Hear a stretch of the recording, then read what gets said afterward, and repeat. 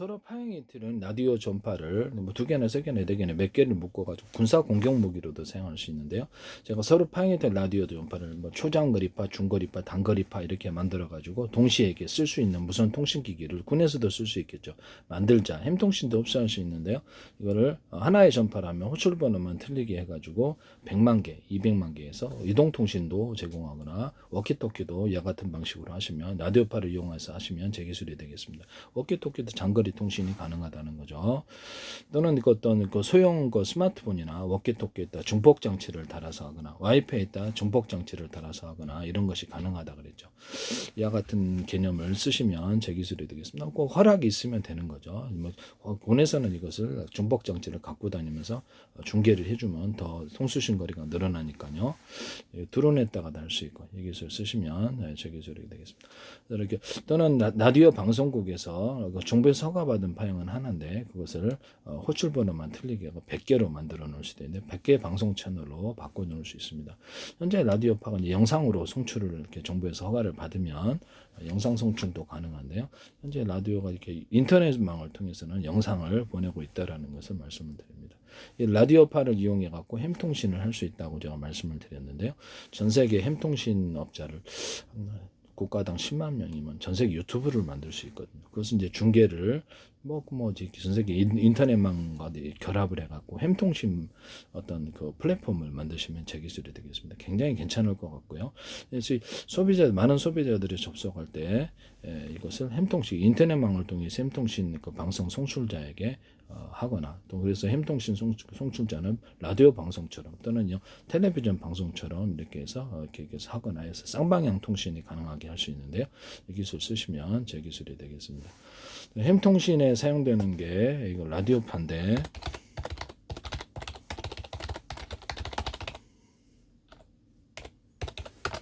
햄통신에 사용되는 전파가 이런 것들을 이게 여기에도 이렇게 같은 전파라면 호출 번호만 틀리기 위해서 이동통신이나 이런 방법으로도 동원할 수 있다는 워키토키처럼 해가지고 제가 라디오파를 이용해서 단거리파, 중거리파, 초장거리파가 있습니다. 그리고 각 전파에 따라서 호출 번호만 틀리기 100만 개도 만들어서 이동통신이나 햄통신 또는 이렇게 워키토키를 할 수 있다고 말씀드려요. 군에서도 이걸 사용할 수 있어요.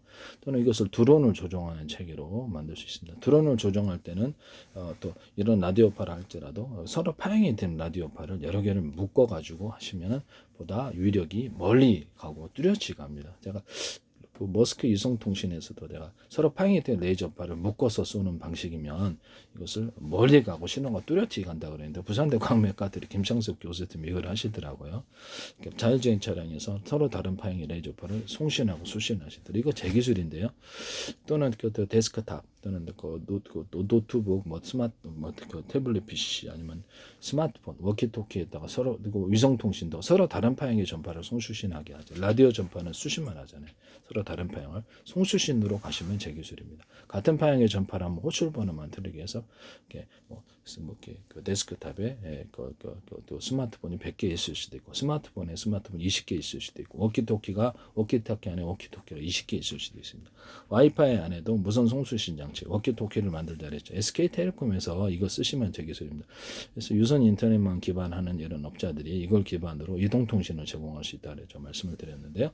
서로 다른 파형의 전파를 송수신하는 그런 와이파이를 만드시더라고요. 제 기술이에요. 네, 블루투스 기술에서도 서로 SK 플래너가 하청업체 하신 것 같은데 그래서 서로 다른 파형의 전파를 송수신하는 이거는 무선 충전 구조로도 들어가면서 동시에 사물 인터넷 여러 파형을 쓰는 사물 인터넷을 조종하는 기기로도 사용할 수 있습니다. 이 기술 쓰시면 제 기술이에요.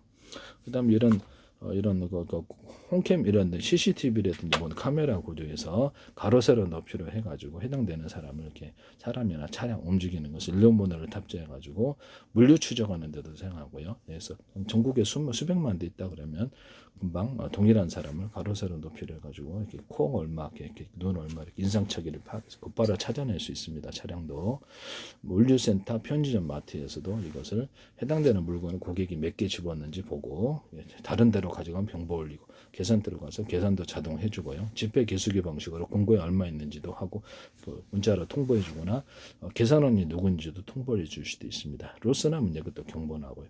이 기술을 얘기했는데, 군사무기로도 사람과 뭐 드론 같은데 실었다, 차량이나 비행체에 실었다 그러면 카메라로 인식을 해가지고 사람, 차량, 일론문으로 탑재해서 특정 누구 지휘관만을 살상한다든지 군복을 입은 사람들만 살상을 하는데 특정 차량만 살상을 하는데 이런 자동 전투 모드가 가능한데요. 이 기술 쓰시면 제 기술입니다. 전세기를 수천조 분의 수백조 분의 가로 세로 높이로 잘라서 1cm나 0.1cm, 0.3cm 자피아 숫자 방식의 내비게이션 맵 지도를 만드는데요.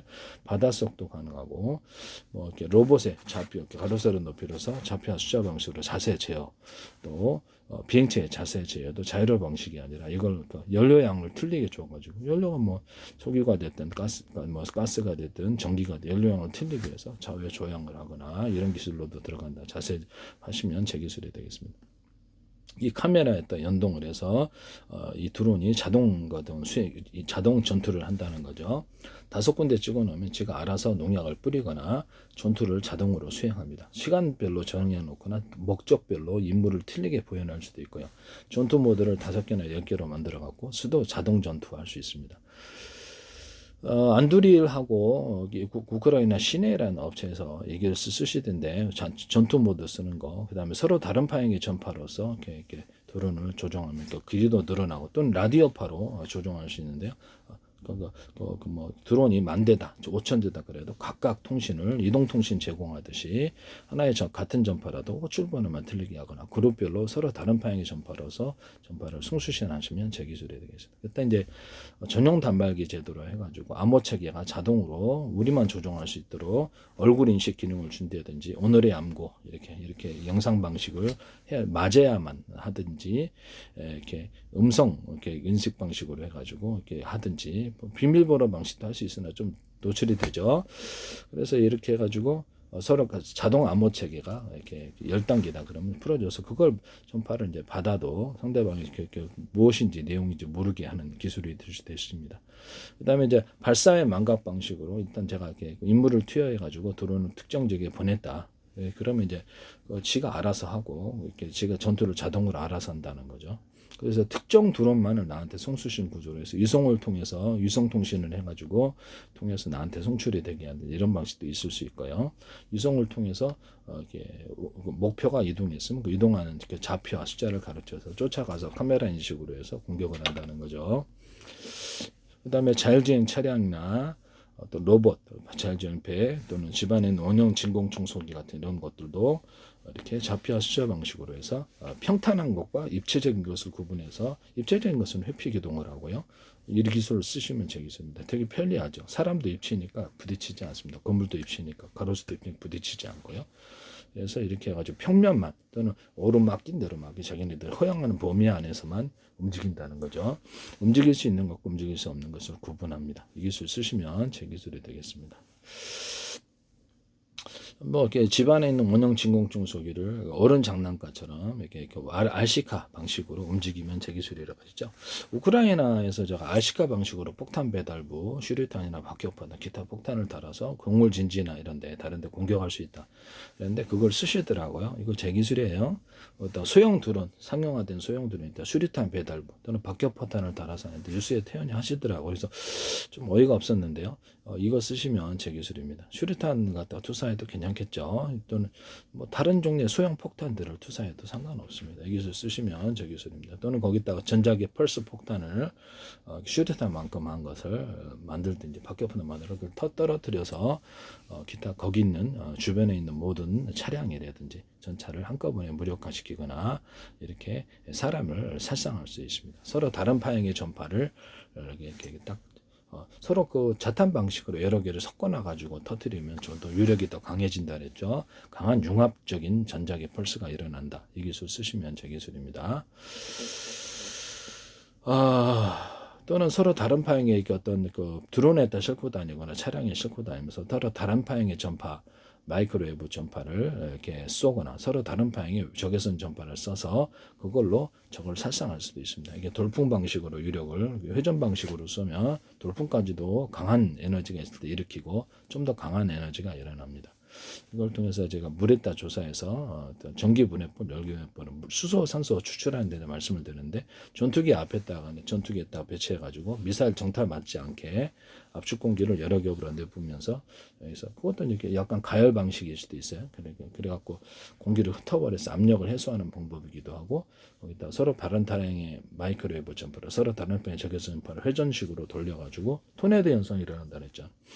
공기가 열에서 이렇게 이런 마이크로웨이브 전파에 데워질 수도 있다고. 그래가지고 그러면 이제 거기가 그 데워진 이런 데는 공기가 주변의 공기가 흡수되는 현상이 일어나게 되고요. 그래서 미사일이 돌풍을 일으켜서 떨어뜨리는 비행기 추락시키는 이런 기술 구조도 사용을 할 수 있습니다. 뭐 드론은 이런 식으로 갖고 자꾸 그 뭐죠? 전차 같은 데나 이런 것을 이렇게 이런 데서 또는 대공진지 같은 데서 이것을 서로 다른 방향의 전파, 서로 다른 방향의 적외선 전파를 회전 방식으로 돌려서 돌풍을 일으켜 가지고 드론이나 미사일 이런 폭탄을 떨어뜨리는 기술 구조로도 들어갈 수 있습니다. 그 기판을 태우든지 이 기술은 제 기술입니다.